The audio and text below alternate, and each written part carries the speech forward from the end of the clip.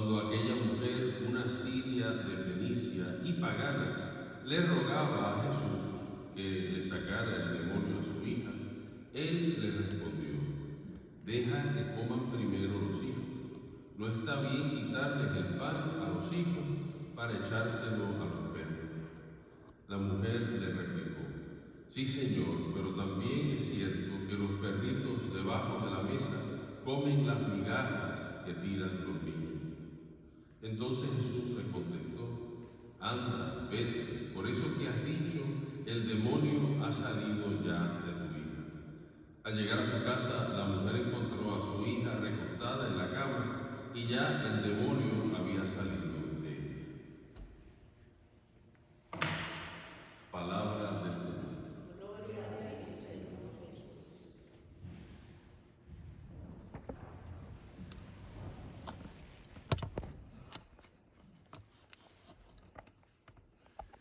En las lecturas durante la semana, la lectura no está relacionada con el Evangelio. Eso es diferente en el ciclo de la Iglesia. Los domingos, siempre la primera lectura tiene una conexión con el Evangelio, y eso es a propósito, fue planificado de esa manera.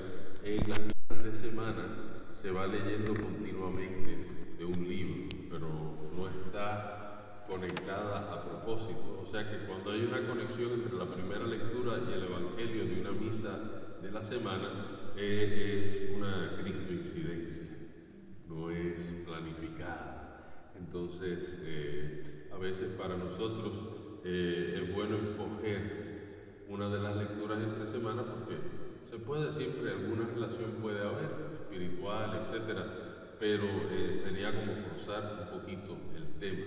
Y como yo les he dicho, siempre es bueno seguir la liturgia de la iglesia. Es una manera de leer la Biblia, porque la iglesia nos da una lectura continua de ciertos libros, y en esta semana hemos estado leyendo el libro del Génesis, así que ese es el libro que la iglesia ha escogido para esta semana, y es buena tenerla, esa lectura, porque muchas veces la gente, cuando quiere leer la Biblia en un año, eso es lo que trata, de empezar por el principio, por el primer libro. Se empieza por el libro del Génesis y todavía estamos nada más en el capítulo segundo. Y es claro, en el libro del Génesis, que hay varios autores, varios redactores del libro, desde el capítulo 1 hasta el capítulo 11, no es historia, o sea que es prehistoria. En el capítulo 11 comienza la historia de Abraham, y ya sí sabemos que Abraham sí fue un personaje histórico, o sea que hay récord de la existencia física, humana de Abraham, pero antes de eso, ninguno de esos personajes son personajes históricos, es una prehistoria, simplemente el autor sagrado dándonos ciertos temas importantes, y obviamente el más importante para empezar el libro primero de la Biblia es la creación. Entonces, en el capítulo segundo es uno de los capítulos que habla de la creación, pero no es el único capítulo. El capítulo primero habla de la creación también. Entonces, son dos capítulos. Si alguien pregunta, ¿usted cree en la creación bíblica? Una buena respuesta sería, ¿cuál de las dos versiones? Porque hay dos versiones de la creación. No quiere decir que hayan habido dos creaciones, pero quiere decir que los autores sagrados tienen una manera de expresar la realidad, que es lo importante, la realidad sagrada, religiosa, de que hay un creador, que no sale de la nada. Pero aún ahí hay mucho que cortar, porque inclusive el primer capítulo del Génesis dice, en el principio, y hay varias traducciones, a veces dice, Dios creó el cielo y la tierra, pero la traducción que se cree más fiel al original es en el principio, cuando Dios creó el cielo y la tierra, y entonces dice, la tierra era una masa sin ningún orden. O sea que básicamente en el primer capítulo Dios pone orden a la creación, y sí, ciertamente manda las cosas que existan, pero no necesariamente de la nada. Inclusive en el tercer día de la creación es la tierra la que produce los frutos. O sea que Dios no crea los frutos, sino que dice, de la tierra salen los frutos. O sea que ya había eso que Él había creado, pero de tierra salen los frutos. El mismo nombre de Adán.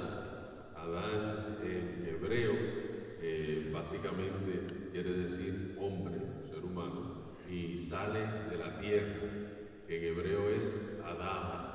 O sea que Adán sale de Adama.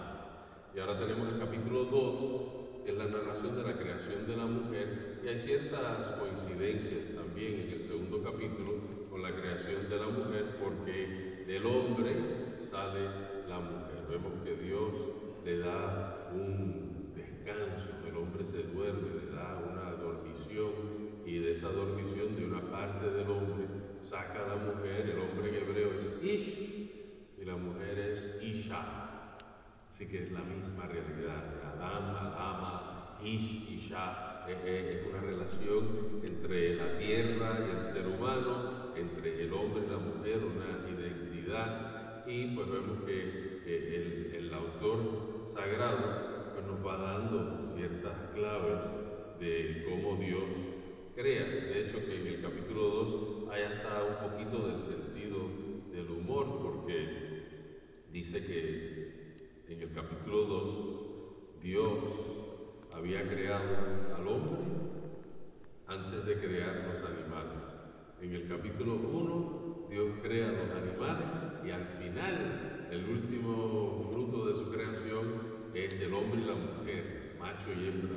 Los crió, así que los creó. O sea que podemos ver cómo son dos narraciones bien diferentes. El sentido de humor en esta es que Dios ve al hombre, Ish, masculino, que está solo y le quiere buscar a alguien que sea compañero, que pueda acompañarlo, que pueda estar con el hombre. ¿Y a quién crea? A un montón de animales.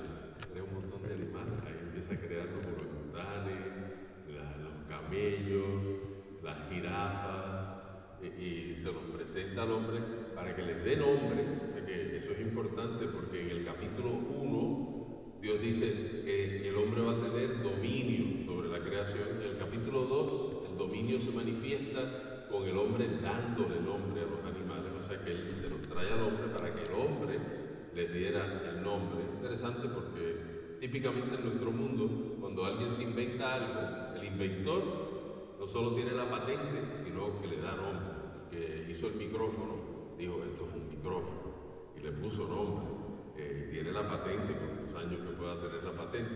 En el caso de la creación, Dios no actúa así. Dios no le pone nombre a su creación, sino que le pide al hombre que se lo ponga, pero le presenta a todos estos animales, y al hombre le presentan una pobre yegua, y aquí está tu compañera de por vida. Y el hombre dice: no, aquí esto no es compañera, eso no encuentro nada que me satisfaga. Entonces ahí viene esa dormición, y de ahí, de la costilla de Adán, de la misma esencia de Adán, de dentro de Adán sale la mujer. Y entonces ya está, en una forma poética, el hombre canta, ¿verdad? Así es, carne de hueso de mi hueso, carne de mi carne. O sea que hay un regocijo por eso.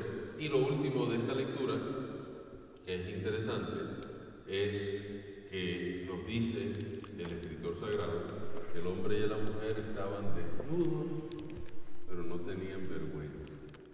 Entonces eso es una frase interesante. Puede que alguna gente, de hecho que algunos comentarios de la Biblia, cuando ven esa frase, dicen: pues sí, está aludiendo que eran seres que no estaban civilizados todavía, porque eso es lo que entendemos. A veces cuando vemos estas culturas indígenas, yo me acuerdo cuando yo fui por primera vez a Uganda, a una ordenación sacerdotal, habían varios muchachos que se ordenaban de sacerdote, y parte de la fiesta fueron unas muchachas que bailaron con el pecho descubierto. Es un poquito incómodo para nosotros que no estamos acostumbrados a eso, pero en esas culturas eso es completamente normal. No había ningún problema, y era una celebración de una ordenación con el obispo. O sea que hay culturas que, y en las películas lo vemos, ¿verdad? Cuando vemos películas, cualquier película, quizás la más famosa Apocalipto de Mel Gibson, algo así, que pone culturas mayas, culturas aztecas. Pues había esa manera de manifestarse, no se cubrían tanto, estaban descubiertos, y de hecho que hay todavía, hoy en día, en este siglo XXI, todavía hay culturas en las Amazonias, donde están desnudos, y nosotros lo identificamos con falta de educación, falta de civilidad, o sea que no sé, están atrasados, no necesariamente, pero bueno, eso puede ser una explicación. El Papa Juan Pablo II le da otra explicación, le da una explicación un poquito más profunda. Y por ejemplo, la teología del cuerpo, Christopher West la ha popularizado, y una de las escenas que él trata de crear en la teología del cuerpo tiene que ver precisamente con el estar desnudo y no sentir vergüenza. Y Christopher West lo que dice es: supónganse que ahora yo hiciera así y todos ustedes estuvieran desnudos, ¿qué es lo que harían? Y ese es el gesto, ¿verdad? Lo que dice Alicia, inmediatamente, ¿qué hacemos? Nos cubrimos, nos tapamos. Es el instinto. Pero el Papa, Juan Pablo II, medita un poquito, ¿por qué? ¿Por qué nos tapamos? ¿Cuál es el propósito de taparse?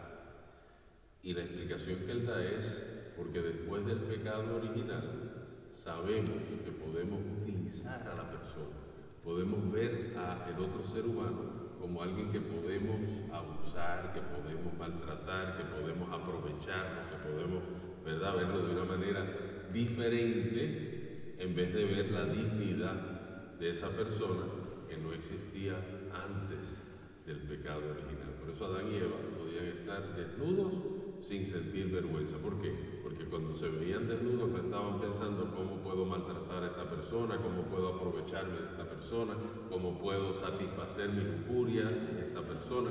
No estaban pensando así.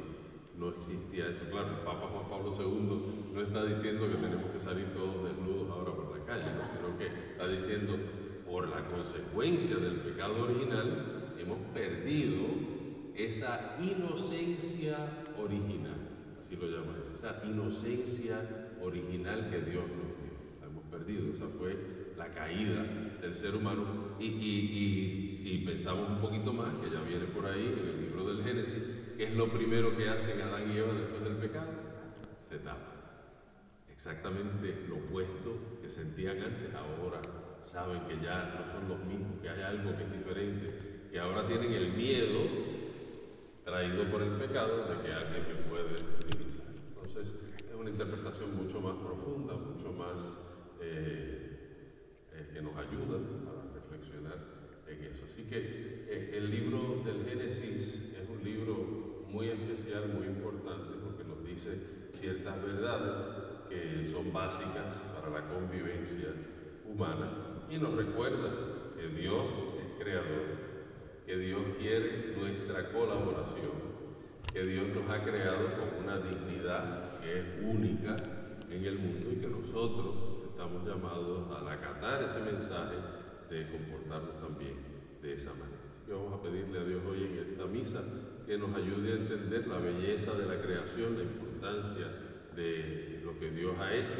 y que podamos nosotros dar ejemplo y ayudar a los demás a respetar siempre, a amar de una manera transparente, honesta, buena, y que podamos nosotros también, dentro de nuestra realidad familiar, nuestra realidad de amistades, nuestra realidad familiar,